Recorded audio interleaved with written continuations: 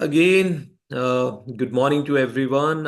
आज हम सब कुछ ऐसी मिस्टेक्स करते हैं कैंगन के अंदर जो कहीं ना कहीं हमारी स्पीड को कम करती है। राइट।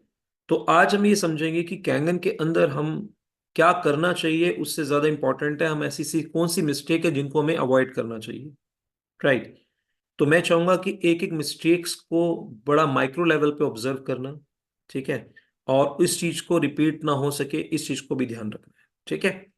सो स्टार्ट करते हैं। मिस्टेक नंबर वन जो पर्सन जनरली करते हैं, not learning from successful distributor. ये सबसे बड़ी मिस्टेक है।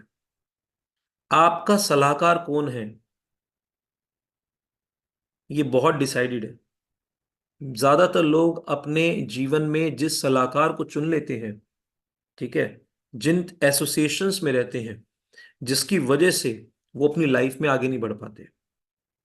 ठीक है ना। आपकी ग्रोथ में सबसे बड़ा अगर कोई कारण बनेगा वो आपका एनवायरनमेंट, आपका सलाहकार, आपका एडवाइजर। आपने देखा है जब कभी आप डेमोस्ट्रेशन किसी को देते हैं, डेमोस्ट्रेशन देने के बाद में वो व्यक्ति अगर उस व्यक्ति से सलाह लेता है जिसने उस कैंगन वाटर की डेमो नहीं लिया, नॉलेज नहीं जानता, एनर्जी कंपनी के बारे में नहीं जानता, वाटर आयनाइजर के भी नहीं जानता, तो उसके साथ होता क्या है फिर? सोच के देखिए। उसने उस व्यक्ति से सलाह ली जो उसके बारे में कोई नॉलेज नहीं कैरी करता। तो जीवन में क्या होता है, वो कहता है मैंने बहुत सारे व्यक्तियों से सलाह करी लेकिन रियल मायने में ना मेरा भी मूड नहीं है। जानते हैं क्यों? क्योंकि उसने अपनी लाइफ में उस व्यक्ति की सलाह लेने की कोशिश की जिसकी वजह से, क्योंकि वो तो सक्सेसफुल नहीं है ना, यानी कि उस एरिया के अंदर वो नॉलेज को एक्वायर्ड नहीं कर रहा। ठीक है। सेम यहां पर गलती जैसे वो एक प्रोस्पेक्ट करता है, वो गलती हम भी करते हैं।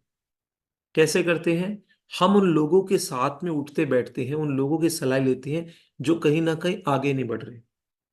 और जब वो आगे नहीं बढ़ रहे तो उससे पूछते तू क्यों नहीं बढ़ रहा।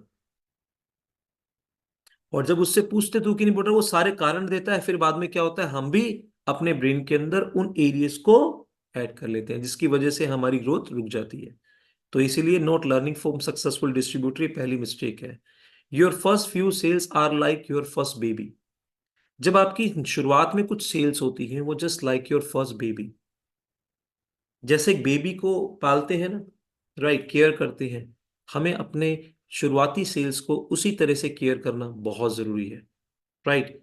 हम क्या करते हैं, उसको करने के बाद छोड़ देते, इग्नोर कर देते हैं। ठीक है। जो बिल्कुल नहीं करता करना। उसकी केयरिंग क्या होती है? उसकी केयरिंग है आपको इंश्योर करना कि वो व्यक्ति को उस लेवल पे फूड मिल रहा है नहीं मिल रहा। जैसे एग्जांपल के तौर पे एक व्यक्ति को आपने ज्वाइन कराया, वो भी 1A लेवल पे है। ठीक है ना। आप कहेंगे ज्वाइन करते ही 1A पे हो गया। हाँ, ऑफ कोर्स। ज्वाइन करने के बाद चाहे वो एक है, चाहे वो दो है, चाहे वो बेसिकली ज्वाइन किया हुआ, वो वन वन ही लेवल है, तो वो न्यू बेबी है। उसके लिए आपकी रिस्पॉन्सिबिलिटी क्या बनती है? उसके लिए एक डे डिसाइडेड है, मंडे का, जिसमें 1A के लिए वो मंडे का डे है। वो न्यू बेबी को टेक केयर करना कैसे है, आपको एक सिस्टम मिला हुआ है। ठीक है ना। उस सिस्टम के अंदर डालना, this is your first responsibility. ये पहली जिम्मेवारी है। मैं ये नहीं कहूंगा ओनली यही काम करना है, लेकिन ये फर्स्ट रिस्पॉन्सिबिलिटी है। ठीक है ना। उसके बाद में उस पर्सन के साथ में कनेक्ट होते हुए हर महीने जब उसकी क्लीनिंग का वक्त आता है, ठीक है ना, उसके पास जाकर उसकी आंखों के सामने उसकी मशीन की क्लीन कराना, ये आपकी रिस्पॉन्सिबिलिटी है।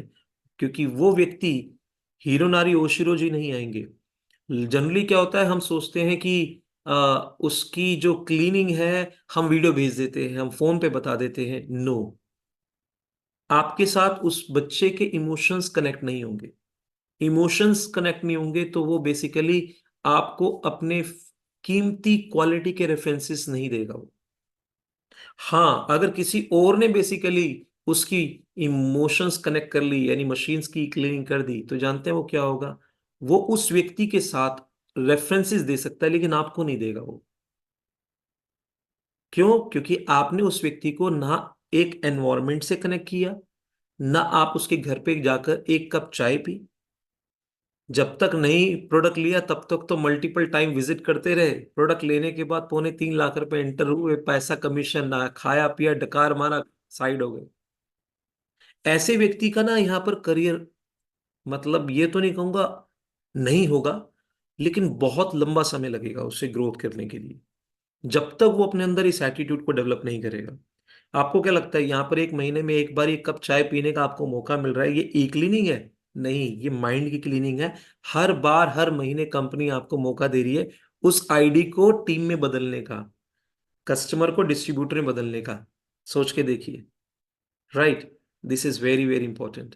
अब वहां पर जाकर आप उसके साथ में क्या दिखाते हैं, this is also very very important. मेरी कुछ वीडियोस हैं, आपके अप्लायंस की कुछ वीडियोस हैं, आप पूरा सेशन वहां दिखा सकते हैं, कुछ भी दिखा सकते हैं, कुछ भी बातें कर सकते हैं, उसका विजन क्लियर कर सकते हैं।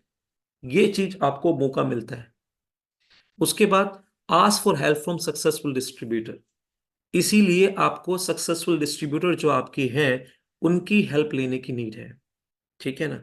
This is very very important कि उनके थ्रू पता लगे। Let the experience distributor do talking.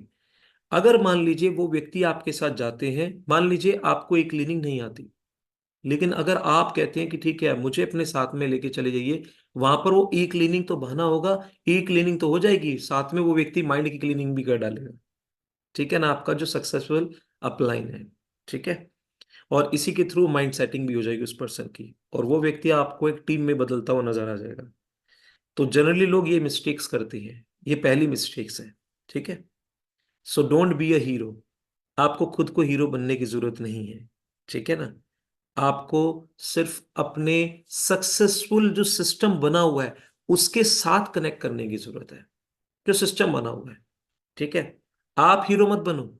अगर आप सिस्टम से कनेक्ट कर दोगे तो सिस्टम अपने आप उसको नर्चर कर देगा, जो सिस्टम बनाया जा रहा है। ठीक है ना?